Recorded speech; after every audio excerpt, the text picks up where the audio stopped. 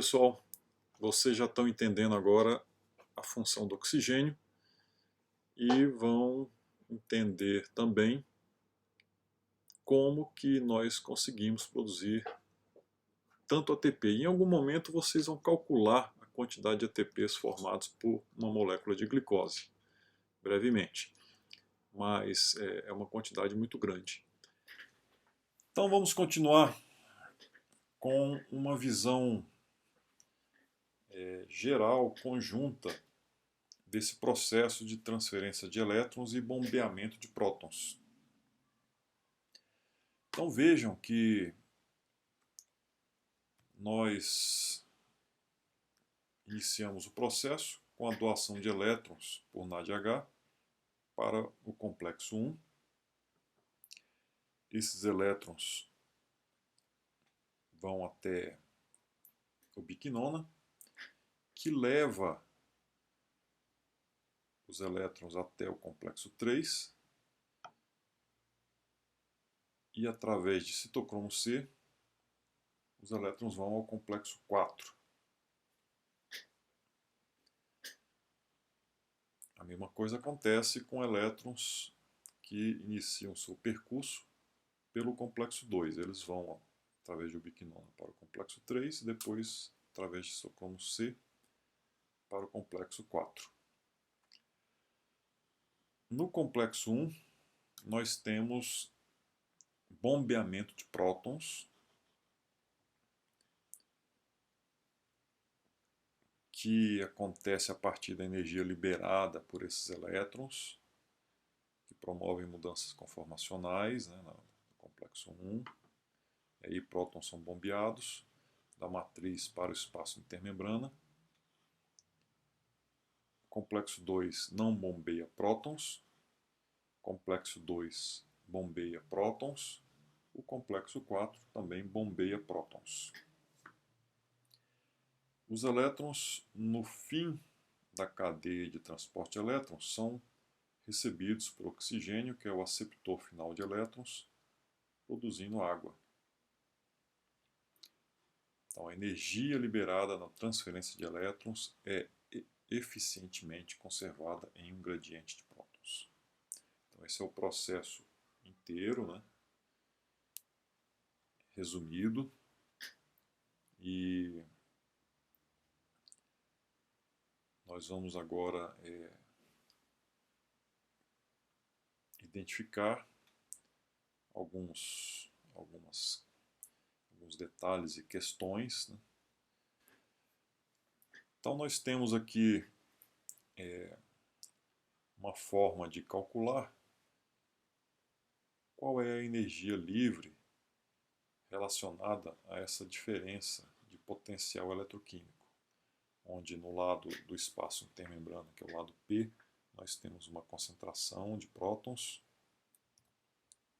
que é maior do que no lado da matriz, que é o lado N, lado negativo, né, com uma concentração menor de prótons. Então, nós temos dois componentes aí nessa variação de energia livre, que também é chamada de força protomotriz.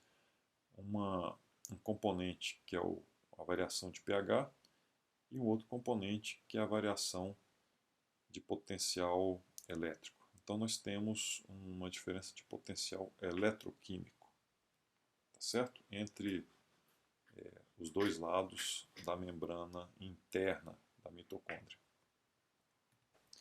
Aí o Einstein pode perguntar: oxe, e daí? O que isso aí significa?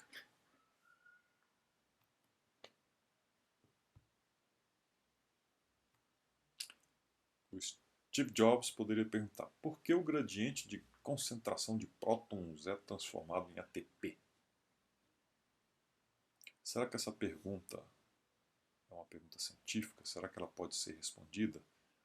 Essas perguntas que começam com porquê, muitas vezes são perguntas que não conseguimos responder em ciência. Talvez fique para o campo da filosofia. Mas como que nós poderíamos fazer a pergunta? A forma correta é como é o mecanismo bioquímico que acopla o fluxo de prótons com fosforilação de ADP em ATP. Se a gente fizer a pergunta de forma correta, a gente tem como respondê-la. E o Peter Mitchell fez a pergunta dessa forma,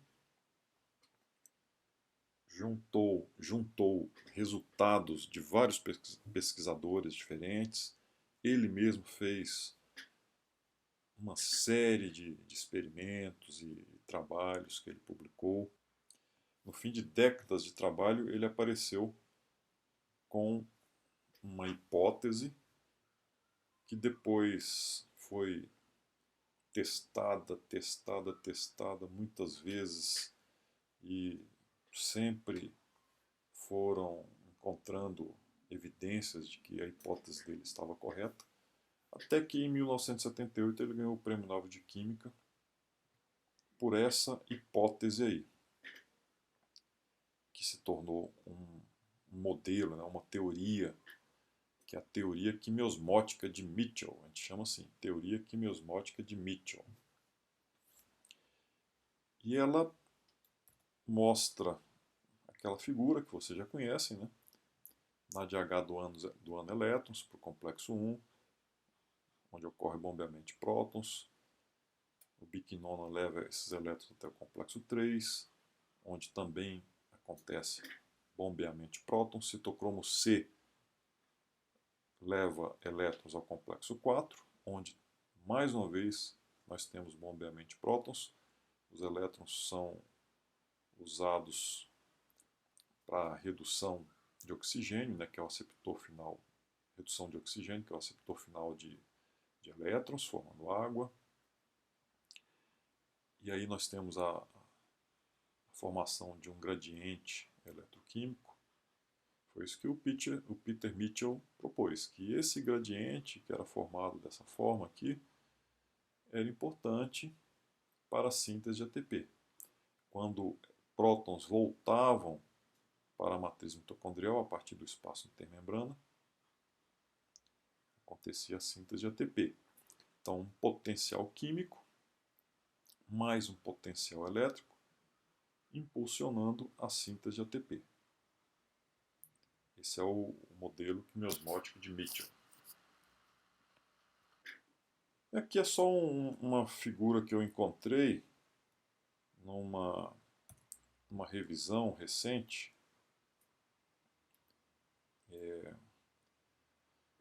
que mostra que assim, a organização desses complexos, né, na forma de supercomplexos, é um resumo de tudo que a gente viu até agora. Né? Esses supercomplexos ficam mais ou menos organizados dessa forma, né? Numa daquelas cristas, eles estão aqui no início da crista, elas são mantidas, essas duas regiões aqui de membrana são mantidas próximas por essas proteínas oligoméricas OPA1, e os complexos vão promovendo o bombeamento de prótons, e num saquinho desses, aí, numa crista dessas, acontece um acúmulo de prótons, e quando eles voltam pela ATP sintase, nós temos a síntese de ATP. Revisão de um grupo chinês que deve trabalhar com esse assunto.